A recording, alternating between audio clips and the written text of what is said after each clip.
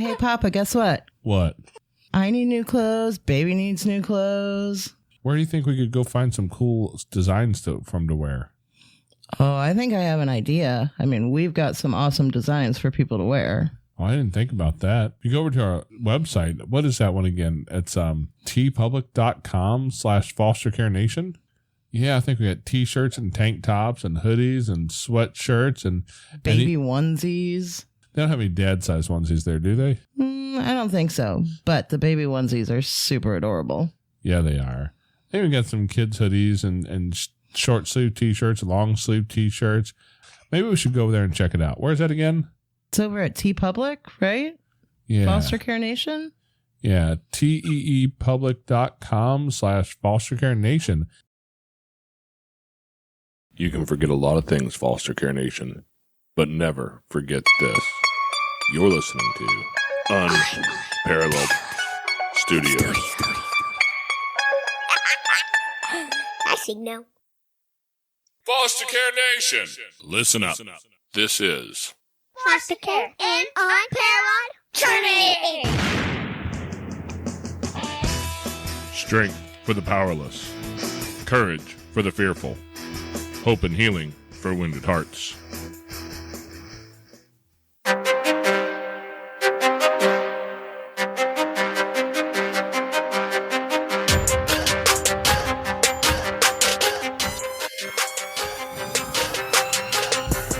Hello and welcome back to Foster Care, an Unparalleled Journey with Jason And Amanda. And today we bring you the Bestsellers Publishing Prize winner and author of the book Fancy Prison. I'm not going to try and remember the subtitle because she gave it to me and I didn't write it down. And went, yeah, I don't have that now. So we have Tina Fumo here with us today. Hi, Tina. Hello, Amanda and Jason. So yeah, it's Fancy Prison calling BS on the child welfare industry. And Jason, I can tell you the day I came up with that subtitle, I was in the writing process and I went for a walk just to sort of clear my head. And then boom, I'm like, that subtitle kind of came into my head and I wrote it down and it kind of went from a working title to the subtitle to the final end. That's what I decided to keep it as. Okay, well, through some of the things I do, I meet a lot of guys across the world, and I will say, you just passed the Canadian test. You don't say process right. You say in the Canadian method. Process. Yes, I've noticed that. Yes, we say process. Yeah, we don't say no, and it's not. I don't say it right. You don't say it right. because I'm on Canadian soil right now. So yeah, I have noticed that though. We say process. That's like my litmus test for where somebody's from. If you say process, I know you're probably from Canada. So I'm not going to argue with how it's spelled. I know it's spelled with an O, but we just say things weird. So you're from Canada, and you've had a brush with the Canadian child welfare system. And so why don't you tell us about that and what that looked like in your family? Well, what it looked like was absolute hell on earth. But about 5 years ago, my granddaughter was born. I raised my daughter she was born in beautiful Banff. And I'm just going to hold the cover of my book up here because on the cover is a beautiful little baby and then a picture of a mountain, Mount Rundle, which is Banff. And my book and our story, it starts off with me driving through a blizzard from my home. I live in Edmonton, Alberta, Canada, to get to my daughter in a small town in British Columbia, which is where my grandbaby was born. And the last 6 weeks or so of my daughter's pregnancy, child welfare had been called on her. And then, and even now, still to this day, we were really confused about what the issue was. She hadn't even given birth to the baby, and there was a call to child protection. So they got involved in it. And then after the baby was born, they were still involved. They tried to take the child at the hospital. And we were fortunate because we had a friend who became our biggest advocate. Suzanne was there in a doula capacity. And she got them to back off temporarily. So that trip that I'm making through this blizzard at the beginning of my book was when the baby was about 12 days old. And to get to the bottom of this, like, what's going on? I'm really confused. I'm not getting any straight answers from the social workers. My daughter is very stressed. She's just become a mother, and I went there to help, like and I wanted to see my grandbaby. So that's kind of the motivation, and that's how our story starts out.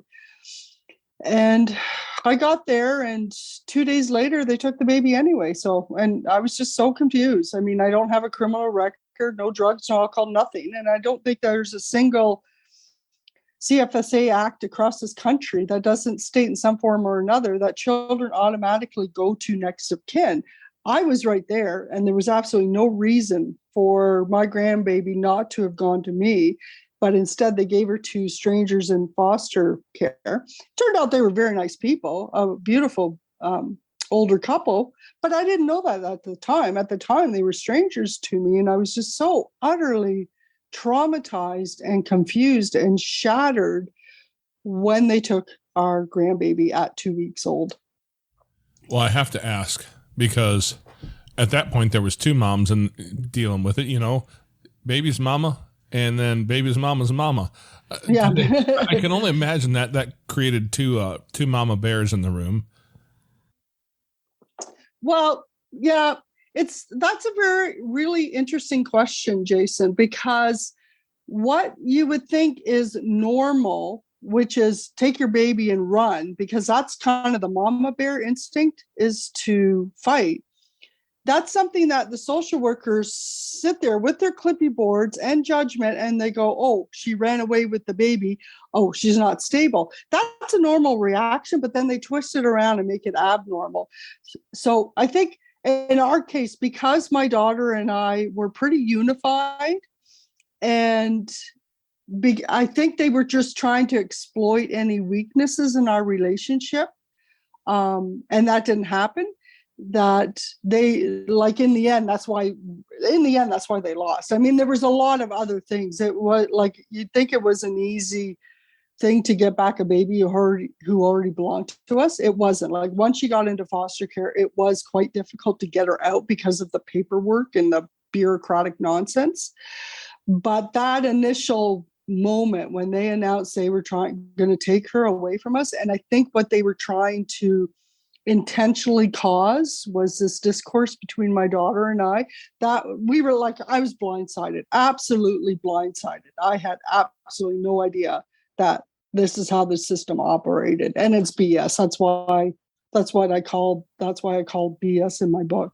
Yeah. Well, I can only say they should probably be happy that you didn't respond the way that most mama bears do, and that is to turn and kill the thing that's trying to mess with their babies. Because I mean, I'm not going to say you didn't have the urges, right? We all know those urges, but that sounds like cooler heads prevailed in the long run. Yeah, you know what? Yeah, well, I mean, my ability to stay calm probably helped us in the end, and then my ability to help my daughter stay grounded helped in the end. If my daughter had been alone, it would have been a very, very different situation. She would have been cornered and isolated, and she would have had no support. So the fact that she had me and then Suzanne there made all the difference in the world. And Suzanne had inner knowledge of the system, and she knew every single. So they took the baby, but then, like I said, you'd think it would be easy to get her back. It wasn't. Suzanne was with us every step of the way. And it's hard to imagine that kind of support, but we had it every step of the way. She knew every single dirty trick that they would pull. And I'm sure that they were wondering, like, you know, how does this mom and grandma know this? But we didn't care. It's like, yeah, we kind of know where you're going, so we're going this way, you know, and just to throw them off, which was really all that we needed, because they were just waiting for us to make a mistake, which we did not do. And it took 7 months to finally get a judge who could apply some common sense. We hadn't made a single mistake. And then finally that judge had the power to end it. And that's what he did. So that was up. But it took 7 months of of living a very, very stressful, not sure if they were going to come back into our lives and take the baby again. And yeah, it was just a nightmare. I can only imagine. I mean, I couldn't imagine being apart from my new infant for 7 months, being a new mother and losing that time with your baby, the bonding and all the firsts and everything else. I'm going to stop you right there. I mean, we didn't lose 7 months with her. We got her back after 27 days. But what we did in the beginning helped, because I know of a lot of cases that's exactly what happens, is that the baby gets taken and then the parents get judged not on their ability to take care of a child, but on their ability to navigate the system. And if they're not able to navigate the system and show up for court and know to lawyer up and get the proper court documents and affidavit, if they don't know how to do that, then they lose visits with their kid, they lose custody, they lose rights, they make mistakes, and again, we didn't do any of that. We knew the court system. We had Suzanne, she helped us navigate through it. And again, I didn't have any criminal records. So in the end, they really couldn't find anything on me, even though they were trying to make my daughter to be out this meth head, which she just wasn't. They had the evidence to exonerate her and they just chose to ignore it. I mean, it was just really ridiculous, to tell you the truth. It was just beyond shocking. My daughter did qualify for legal aid because she was a single mom. And he was a very good lawyer. But again, it's if she had been alone, she wouldn't have won. It was just too much. There was just too much power, too much money, too much experience exploiting single moms that she was up against. So she needed a team to help her. And that's what we were, was a team. Yeah. And we were always, even though they would try to further complicate and confuse the situation, in one of my, and I recorded everything. I would just sit my phone. I didn't ask. It's no, I'm recording this, and just to make it all clear. And in one of those recordings, the social worker was saying to me, one of my options was to go to court and file I can't remember what it's called, an FLA, a Family Litigation Act or something like that, where I could apply to take my granddaughter away from her mother. But that's not what we were trying to do. We were just trying to get her back with her mother, because these allegations weren't even true, that she was a meth head. And have me there as support, and then make this whole thing go away, because it wasn't true and it's not fair. So, but it wasn't easy to do. That's for sure. That's kind of what I wanted, but their narrative was very different, that they wanted to perpetuate. Yeah. Well, I have to imagine that if they thought she was a meth addict, they had some reason to believe that, right? Something triggered that thought in their house, or in their head rather, and they probably don't show up to the hospital just trying to take random babies. So did you ever find out what or who told them to come to that hospital that day to get that kid, or even you mentioned it was while she was pregnant? Well, did you find who the original call was, what that was about? We speculated. We didn't find out for sure. Hey there, Foster Care Nation. We'd like to take a quick minute to step out of the podcast here and ask you guys for a little bit of support. If you could share an episode with people, friends, in a group, with family, anywhere where there's somebody who would like to hear this. Also, if you'd like to join us and support our mission, a couple dollars a month would be really helpful. You can find us on Patreon at patreon.com/fostercarenation. Now back to the show. We speculated. We didn't find out for sure, but about a year, when the baby was a little over a year old, we applied to the agency in Canada. It's called FOIP, so Freedom of Information Privacy Protection Act. You can apply to this provincial government body and get them to get all the records that the government has on you. A lot of it's heavily redacted, so it's almost like a jigsaw puzzle that you're putting together.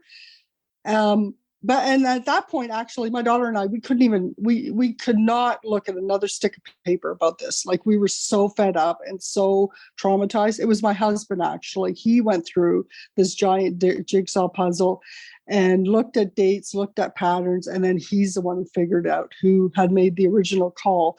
But back to that original call, what they did was they coerced the signature out of my daughter in that last month of pregnancy. And we suspect they got her urine samples from just a regular routine doctor's appointment when doctors check for pH levels in pregnancy at those last month or whatever. And then they got a hold of that urine sample and it came back clean.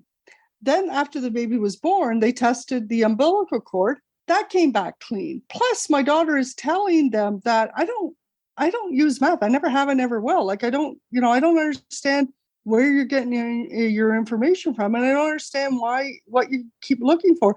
So when I arrived there, again, very confused, haven't gotten any straight answers over the phone or by email or anything like that. So I show up and then they tell me the placenta is being tested. So they just kept digging and digging and digging, even though they already had evidence to exonerate my daughter. Like, these allegations of meth aren't even true. The baby's fine. She was born healthy.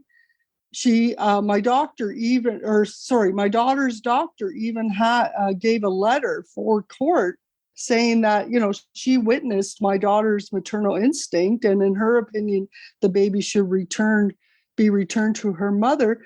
All of this was ignored. They only focused on the negative stuff. So allegations all prove false, and they're just smart enough to go, oh, okay, so we're done now, and they leave you alone. Or they don't, apparently. So any ideas why not?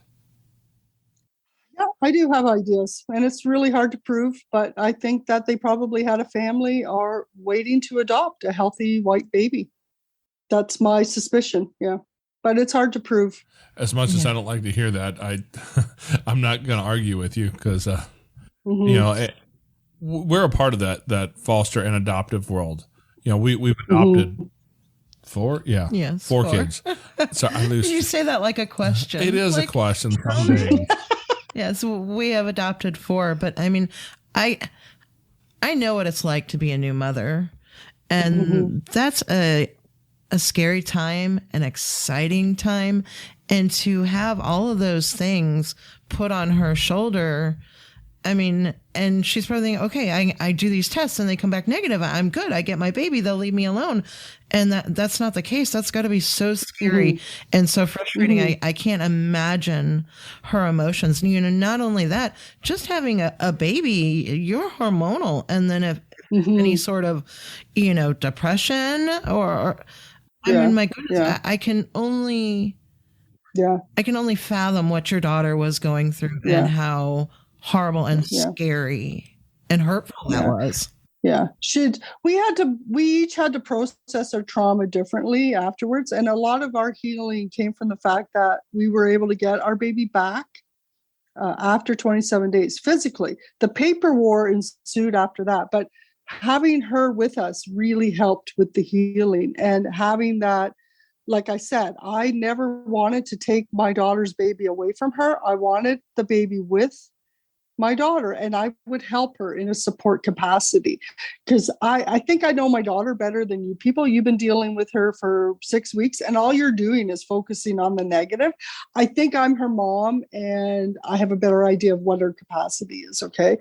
And so that helped immensely, but it took, it's interesting you should say that, Amanda, because it took my daughter about 4 years to finally tell me what she was thinking in that moment when they took her baby, because her reaction was different than mine. And I detailed that a little bit more in my book. And it was like, I wouldn't have known that unless I wrote the book and asked her, because it's not, I mean, I recorded that whole 2-hour trauma when they were sort of leading up to and asking very pointed questions. And then they announced they were taking the baby, and then all of the emotions and the foster family arriving and my my daughter and I are reacting. I recorded that whole thing. I have never been able to listen to it. Never. It was the worst day of my life, and it was so emotional.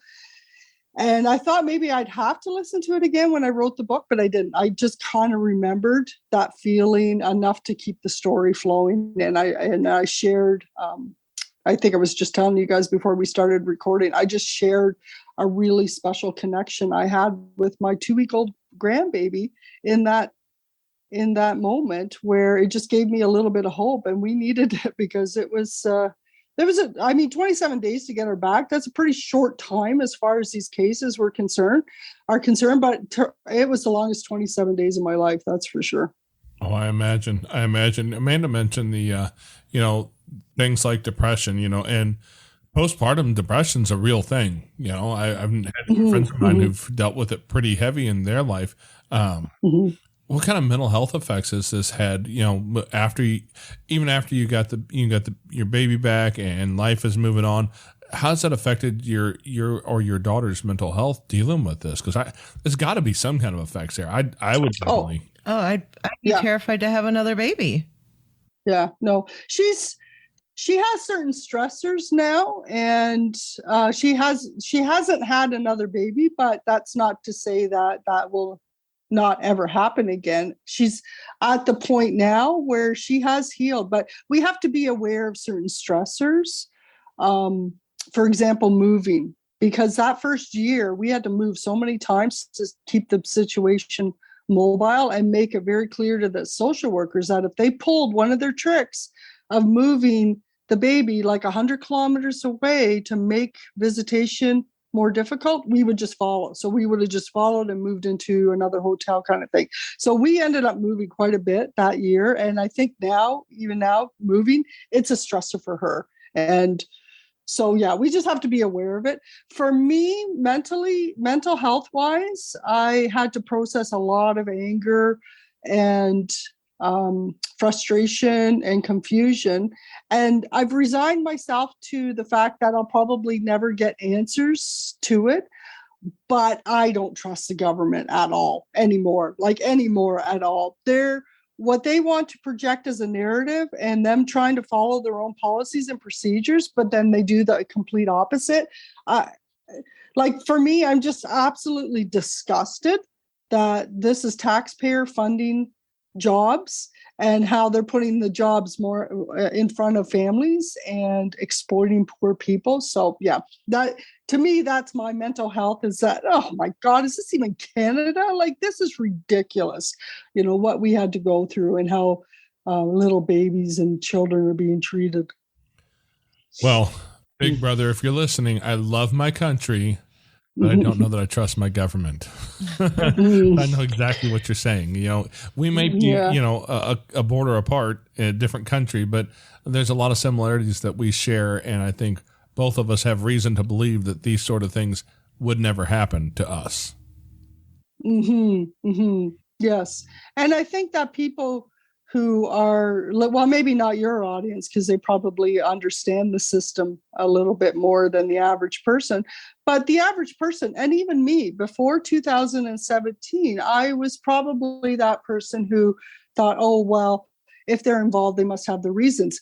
No, read my book. So those are the people that I would love to read my book, because if that's what you think, and that's what the automatic assumption and judgment that you conclude, that's what I'm challenging. Read my book, and the whole time when you're reading your book, just imagine if this was your kid, because I don't just talk about our story. I go into our friend's backstory and how she got to be so knowledgeable on their dirty tricks and what they would do. And then there was another mom that we helped, and she eventually got her kids back after a year and a half of fighting. And then I touch a bit on the little baby here on the cover, how her mom, Jamie, was a single mom, Jamie Sullivan, and her baby girl, Delana, was 4 months old. She just had a doctor's appointment, was healthy, happy, bouncy 19-pound baby girl. And then a call was made, and social workers show up on Jamie's doorstep, she's put into foster care, and 6 days later, the baby was dead. They have never gotten any answers or any, they don't even know why the baby was taken in the first place. The foster parent who was supposed to be taking care of that child has never been charged for that baby dying in her care. And yeah, I at this point, I have more questions than answers, but at least right now, and what I want my book to do is start asking the right questions. So if you're reading the book, imagine if this is your child. Imagine if Delana Sullivan, this little baby, was your baby, and they showed up and took your baby away. And by the end of my book, be asking yourself, how does any of this sound like it's in the best interest of the child? And does any of this make any sense at all? Because to me, common sense is definitely lacking. It's not difficult to see if a child is thriving, and maybe if parents need a little bit of help, then you help them. Like, you don't go, how is taking a child away from their parents a solution? Like, well, how did we get here as a society? That's not a solution, okay? That just defers so many problems down the road. And anyway, I do ask a lot of questions in my book because it just doesn't make any sense to me. Well, the other people I'd like to listen to this story, read that book, and are the people whose kids are in foster care, the people who believe that it's impossible to get through it. Because so far we have not had a whole lot of people. I think 2 people. Very few.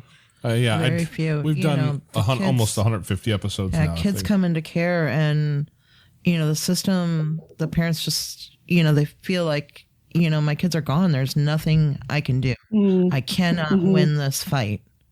And they give up. Yeah, absolutely. That tends to be what happens.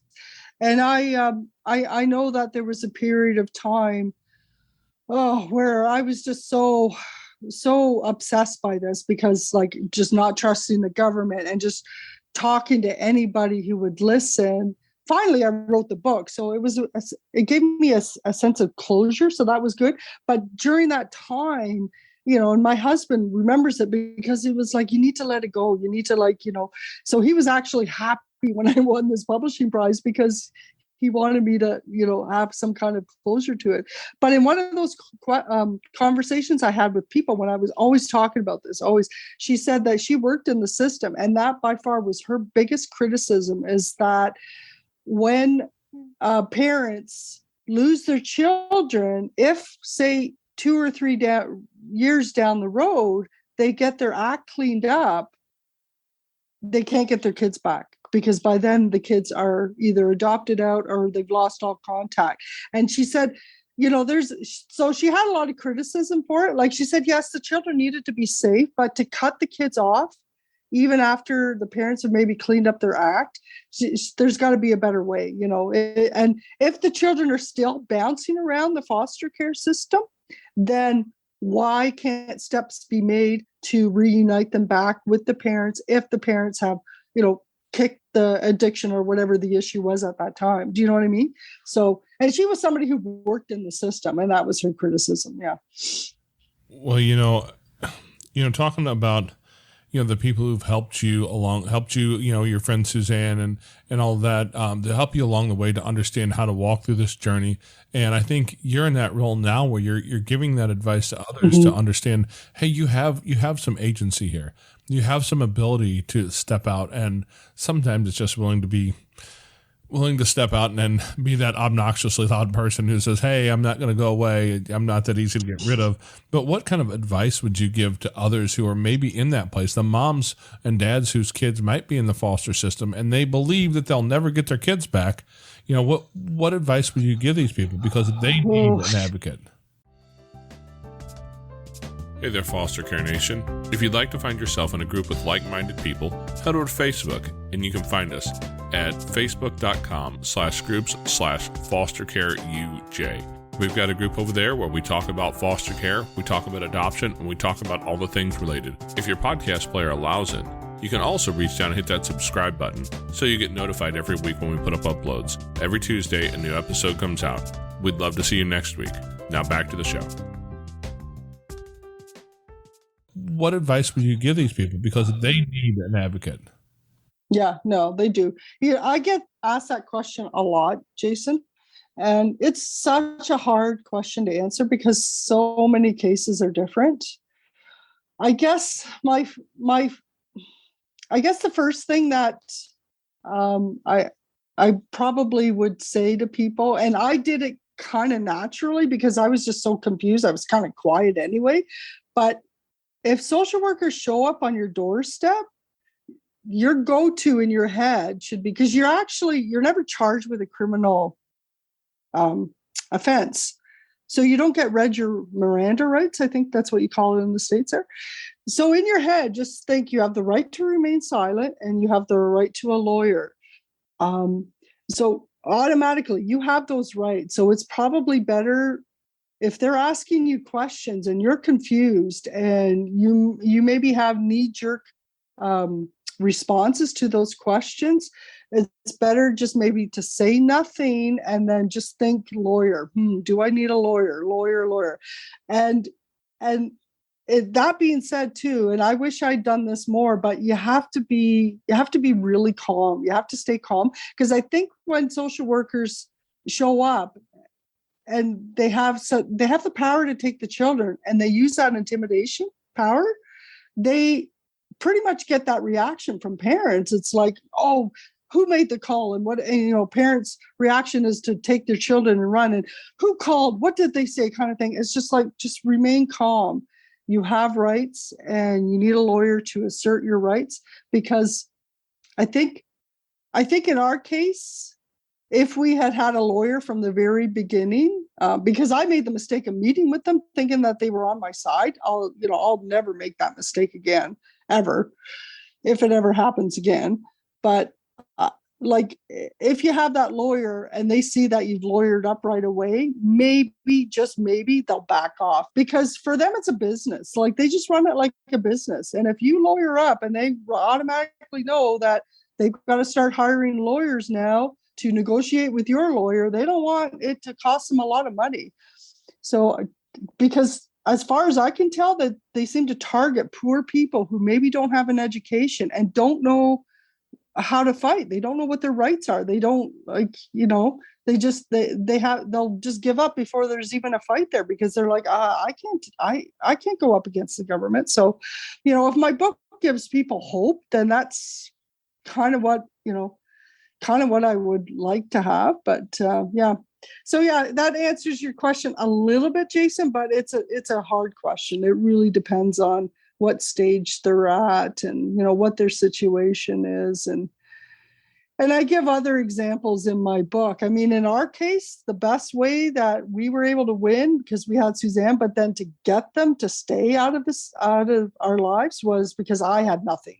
I had no criminal record or no drugs or no alcohol. So the best way to deal with CPS is not to give them any reason to be in your life in the first place. Okay. And if you've done nothing wrong, which was the case with me, I didn't do anything wrong. There was no case against me, no complaint. So why are you investigating me? What? Because I became a Grammy?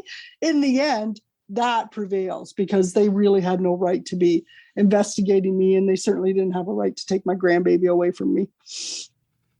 Well, yeah, and I mean, you hit some really key points there, because Children's Division shows up on your doorstep and they knock on your door. And I don't know how it is in Canada, because I'm not in Canada. I've never lived in Canada.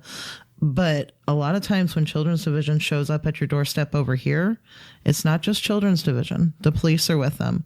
Mm-hmm. And it's very intimidating and it's very scary.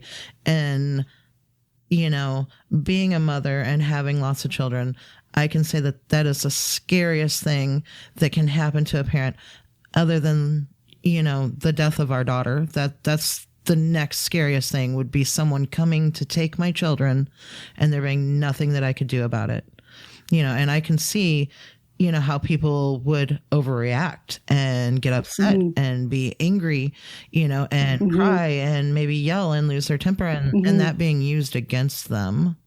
Yeah. And that's why they bring the cops with them too. They do that here in Canada as well, is because they say it's for the social worker's own protection, because they know that the parents are going to like lunge out and, like you said before, Jason, the mama bear, oh God. And it's not like I didn't think it. I think in my book, I had said, they kept regurgitating the same thing about my daughter, and it was all negative, just kept over and over. And I got to the point where I wanted to lunge across that courtroom and gouge that social worker's eyes out. Of course I didn't. And if I did, if I would have lost my temper, I would have lost my granddaughter too. I would have lost a lot more than just my temper. But yeah, they bring the police. They say it's for their social workers' protection, but it's also a big intimidation factor. You're quite right about that, Amanda. Yeah.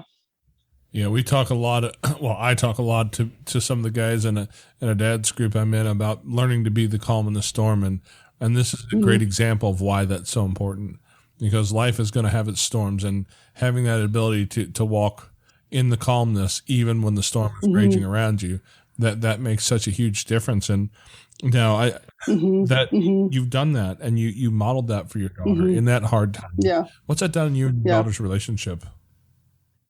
It's we have grown stronger in a different way than we ever thought possible, for sure. But it went through stages. So my book is called Fancy Prison, and in the book, that's because I had to find somewhere else to live with my daughter while we served out these court orders. So during that time, and I couldn't work because I couldn't let them out of my sight.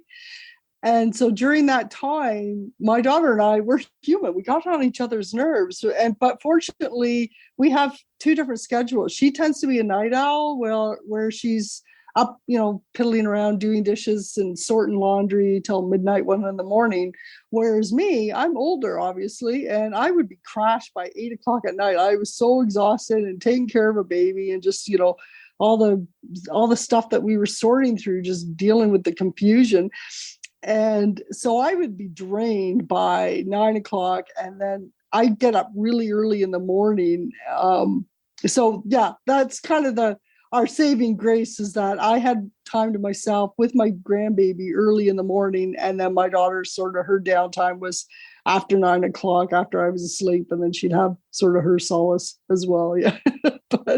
but yeah, we talked more. Kids are always kind of interested about, what happened when they were born and what they did at this stage, and, and that sort of thing. So yeah, we had a lot of talks about that, but yeah. Wow. Sounds like you guys have been through quite the experience together. And hopefully it's brought you and your daughter closer in a lot of ways. If you can't go through these tragedies and find some little piece of beauty that came out of it, it makes the pain almost seem useless and inconsequential. Yeah. Well, I think in our relationship too, it's really, and we already had this anyway, but it just got, it just was more intensified. But it's very important to have healthy boundaries, because my daughter trusted us. She trusted me as her mother. She trusted Suzanne. She knew that I wasn't there to take away her baby and to undermine her as a mother. I was there to support her. So that was really important to have those boundaries. And so we were able to work together better, I think, knowing that, and having that trust. And, I don't know if every mother-daughter relationship has that, probably not, because I think a lot of them do end up fighting in front of the social workers, and then they they exploit that weakness. But we just didn't do that. Yeah. Which was good, which was really good. Yeah. That's amazing. You guys have quite the story, and I hope you're an inspiration to the parents who are struggling through this, because I think that one of the things that we would see a lot more families reunified if the birth parents really felt that they could win the battle. And that's been a struggle that we've seen a lot of parents go through. And whether or not there is addiction issues, because a lot of times if someone is in the middle of an active addiction or coming out of an addiction, they don't know that they can. They don't feel like they can. There's a whole lot of other psychological stuff going on. So hopefully stories like yours will help to inspire them and know that it is possible. It just requires some work, help, and some advice from some people. And hopefully they can find some of that in your book. Where do people go to find your book? Yeah, it's it's on Amazon, but probably the easiest way to find my book, find me, if with social media, and then link back to podcasts like yours here, Jason. If you're going to have it on YouTube or on the podcast, just Google "Fancy Prison" by Tina Fumo, but be specific and put my name in there, because if you just Google "Fancy Prison," you're going to end up with guys in orange suits doing country club. That's not what my book is about. It's Fancy Prison, calling BS on the child welfare industry. Google my name, Tina Fumo, Fumo, and the Amazon link comes up, and I'm on LinkedIn and other social media. And then are you on YouTube, or you said that you record this and then post it to Spotify? It does go to YouTube. I think it automatically sends out a blank, just has a podcast start and plays it there, so you can listen to it there, or it's on Spotify, Apple, all the different platforms. All the places. I have spent hours and hours trying to figure out where all the places are, that I can put this up so people can find it regardless of what app they use. Because personally, if they want to sponsor me or something, sure, I'll take a sponsorship. But I use Podbean.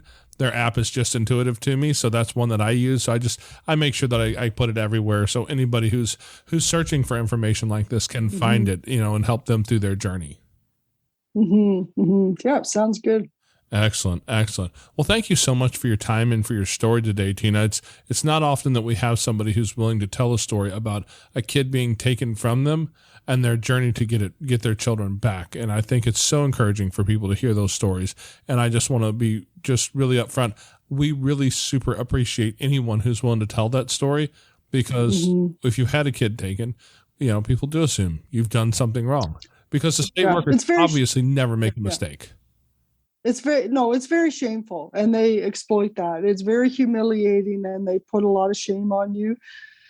And definitely writing this book, I put it all out there. I don't really trash the social workers. Yes, they do make mistakes, but again, they certainly don't own up to them. But when you're reading through my book, I just kind of stick to the facts and stick to the truth, and then allow the reader to draw their own conclusions and empathize a little bit. Like, if this was your kid, how would you react? So, yeah. Absolutely. Okay, Foster Care Nation, thank you for listening to Tina's story. Now take her knowledge and wisdom to heart so you can create love and healing in your family and community. Be sure to come back next week. We have new episodes every Tuesday. If you would like to share your story as a guest, you can reach us at jason@fostercarenation.com. You can connect with other like-minded people on Facebook at facebook.com/groups/fostercareuj. Don't forget, we have an account over at Buy Me a Coffee. It's a virtual tip jar where you can help us fund our mission for as little or as much as you want. It's at buymeacoffee.com/fostercare. The links to everything are in the show notes in your podcast player, or at fostercarenation.com. And as always, you are so super awesome. I think you guys so cool. Yeah. Thank you for listening. Thanks.